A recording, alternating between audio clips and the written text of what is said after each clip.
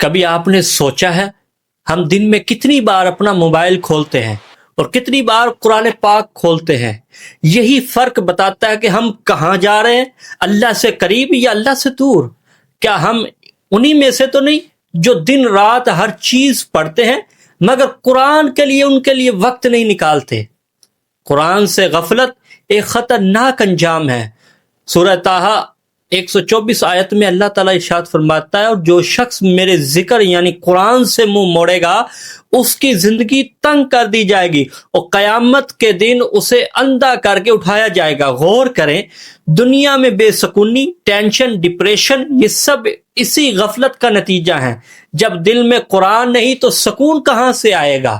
رسول اللہ صلی اللہ تعالی علیہ وآلہ وسلم نے ارشاد فرمایا، جس کے دل میں قرآن کا کوئی حصہ نہیں وہ ویران گھر کی طرح ہے، یعنی ایسا انسان زندہ ہو کر بھی مردہ ہے، چلتا پھرتا انسان نہیں بلکہ خالی مکان ہے۔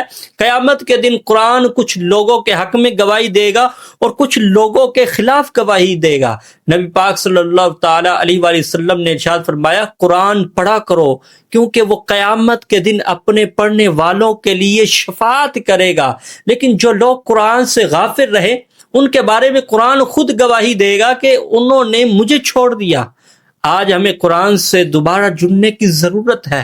قرآن پڑھنا صرف رمضان کے دنوں کے لیے نہیں بلکہ یہ زندگی کے ہر دن کے لیے ہے۔ اگر ہم روزانہ 10 منٹ بھی قرآن کو دے دیں تو ہمارا دل بدل جائے گا، ہماری سوچ بدل جائے گی اور ہماری دنیا و آخرت سنور جائے گی۔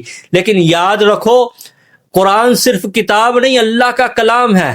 جو اسے چھوڑ دے گا وہ خود اپنے رب سے اپنا ناطہ توڑ دے گا، اور جو اسے تھام لے گا وہ کبھی گمراہ نہیں ہوگا۔